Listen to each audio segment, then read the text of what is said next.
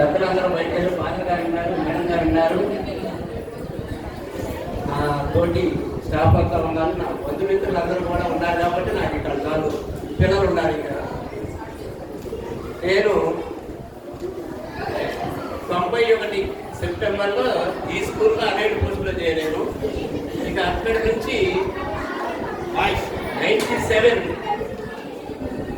నవంబర్లో 8 పోస్టులుగా చెంబలూరుపేట దగ్గర ఉన్నటువంటి తొర్లపాడుతో జాయిన్ అయ్యాను.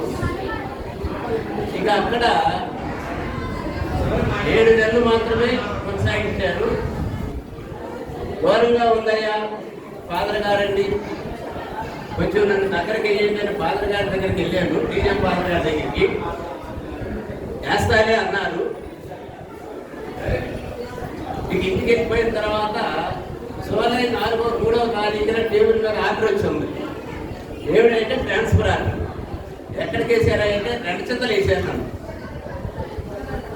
నన్ను దగ్గరికి వేయండి ఫాదర్ గారు అని 2 చింతలు ఎందుకు వేసారండి అని అడగడానికి కూడా వేసాక అడిగిస్తే ఆ రాత్రి అంటే నేను కల్లోకి వచ్చానంట. 2 చింతల్లో ఎన్ఎస్ చెప్పట్లేదు, ఎన్ఎస్ చెప్పేవాళ్ళు ఎవరు లేరు, ఎన్ఎస్ చెప్పడానికి ఎవరని నేను అపాయింట్ చేసినటువంటి వాళ్ళలో నేను ఆలోచించుకుంటే ఆ రాత్రి నువ్వు నాకు కల్లోకి వచ్చావయ్యా, అందుకని నేను వెంటనే నేను వేసేసాను అన్న. ఇంకా చేయగలిగింది ఏమి లేక దాదాపుగా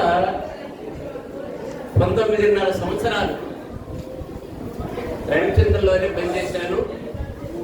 ఏ రోజు కూడా నాకు ఎటువంటి ఇబ్బంది కలగలేదు. నాతో పనిచేసేటటువంటి ఉపాధ్యాయులతో కానీ, ఫాదర్స్తో కానీ, హెచ్ఎంతో కానీ అసలు ఏ రోజు కూడా ఎటువంటి ఇబ్బంది నాకు కలగలేదు. ఎందుకు కలగలేదు? ఏమైనా గెస్ చేయండి, ఎవరైనా చెప్తారా? మా ఉపాధ్యాయులతో కానీ, ఫాదర్ గారితో కానీ, హెచ్ఎంతో కానీ ఏనాడు కూడా ఒక్క మాట అనిపించుకోవటం కానీ చేయలేదు. ఎందుకని అంటే వాళ్ళు చెప్పిన దానికంటే ఎక్కువే చేస్తారు, ఎక్కువ చేస్తారు, చెప్పకుండా చేస్తారు. ఇక నన్ను ఎవ్వరు కలిపేది. ఫాదర్ గారు కానీ, హెచ్ఎం గారు కానీ పలానా క్లాస్కి వెళ్ళాలి మాస్టర్ అంటే వెంటనే అసలు వెనక వరుసనే 3 పీరియడ్లు చేసి వచ్చినా కూడా 4వ పీరియడ్, ఇప్పుడు నేను ఎక్కడైనా సరే నాకు 2, 3, 4 పీరియడ్లు వరుసనే ఉంటాయి. ఎప్పుడన్నా ఫస్ట్ పీరియడ్ చదువు మాస్టర్ సెలవు పెడితే మాస్టర్ మీరు వెళ్తారా అంటారు హెచ్ఎం మేడం గారు. ఎంతో సంతోషంగా వెళ్తాను మేడం గారు, అసలు నేను వచ్చింది అందుకు కదా. వరుసనే 7 పీరియడ్లు అయినా సరే వద్దు వెళ్ళను అనేటటువంటిది నా దగ్గర నుంచి రాదు. అసలు ఎన్ని క్లాసులైనా సరే అసలు ఎంతో స్టాఫ్ రూమ్ లో ఒక అరగంట కూర్చుని కళ్ళు మూసుకుంటా తెలుసుకుంటా నిద్రపోయే కంటే క్లాసులోకి వెళ్తే ఏదైనా చెప్పగలుగుతానేమో, పిల్లలు క్వశ్చన్ రాపిస్తారు కదా అనేటటువంటి ఆలోచనతో ఎప్పుడు ఉంటాను. ఖాళీగా కూర్చోలేకుండా నేను స్టాఫ్ రూమ్ లో కూర్చొని అటు తిరుగుతా ఉంటాను. ఎవరైనా తిరుగుతున్న క్లాసులో నుంచి బయటకు వస్తానేమో, లోపలికి వెళ్ళిపోదాం. ఏమాత్రం ఈరోజు మాస్టర్ శుక్రవారం నమాజ్కి వెళ్తారు. ఆయన ఎప్పుడు బయటకు వస్తారా? క్లాసులోకి వెళ్ళిపోతామని ఎదురు చూస్తా ఉంటారు.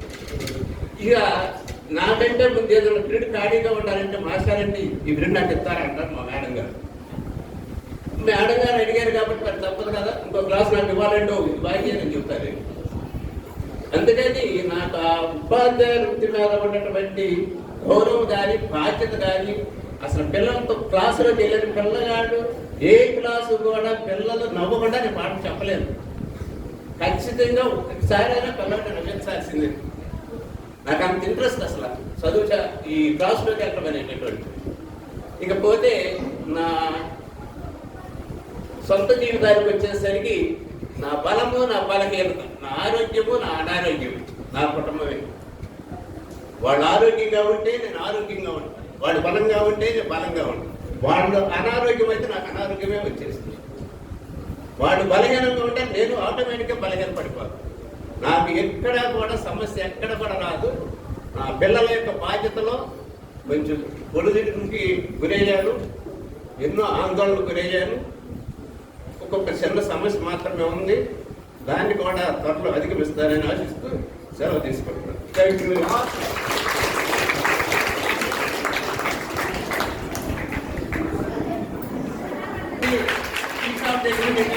ఆడండి అంటే ఆయన అక్కడ నుంచి వెంటనే నా కోసం బస్సు లేట్ అయినా సరే వెయిట్ చేసి నన్ను టైంకి తీసుకొచ్చి బయోమెట్రిక్ వచ్చిన తర్వాత ఒక్క రోజు కూడా నేను బయోమెట్రిక్ లేట్గా వేయలేదంటే ఆ కనుక ఫిరోజ్ మాస్టర్.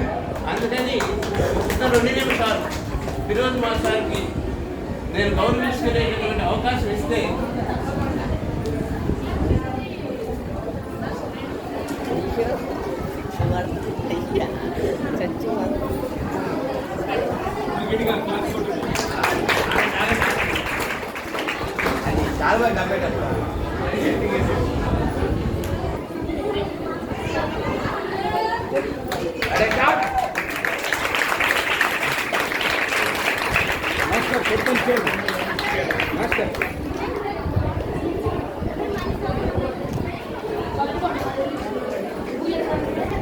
ఒక్క నిమిషం మాత్రమే నాకు తోడుగా నా ఉపాధ్యాయ వృత్తిలో ఇప్పటి వరకు కూడా ఫాదర్ గారు సహకరిస్తూ అన్ని విషయాల్లో సహకరిస్తూ నాకు ఎంతో ప్రోత్సాహాన్ని ఇస్తూ అలా చేద్దామండి ఇలా చేద్దామని చెప్తే అలాగే చేద్దామండి అని చెప్తూ ఉండేవారు. స్కూల్ కోసం స్కూల్ డెవలప్మెంట్ కోసం నిర్విరామంగా కృషి చేస్తూ ఇంకా అభివృద్ధి చేయాలనేటటువంటి ఆశతో ఉన్నటువంటి ఫాదర్ గారికి నా సిలబస్ నేను పూర్తి చేస్తానండి అని హామీ ఇచ్చాను. ఆ ఫాదర్ గారు నాకు ఇచ్చినటువంటి ప్రోత్సాహానికి నా ఫాదర్ గారు గురువు గారు అంటే ప్రీస్ట్ గారికి కాబట్టి వారిని కూడా ఒకసారి చూస్తూ గౌరవించుకోవాలనేటువంటి ఆసక్తితో ఉన్నారు.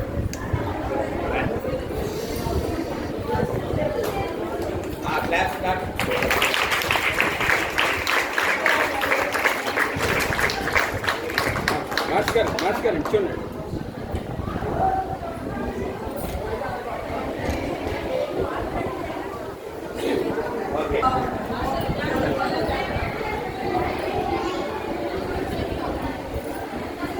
मास्टर चालू का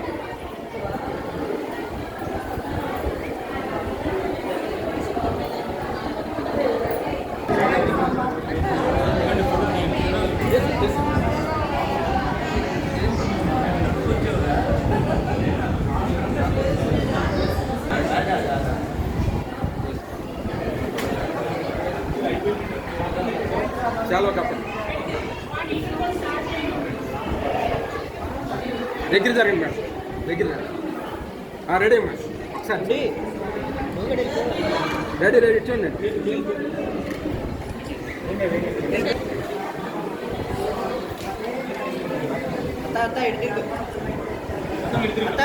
తెచ్చకండి, ఇటు తెగండి, కొట్టుకోండి.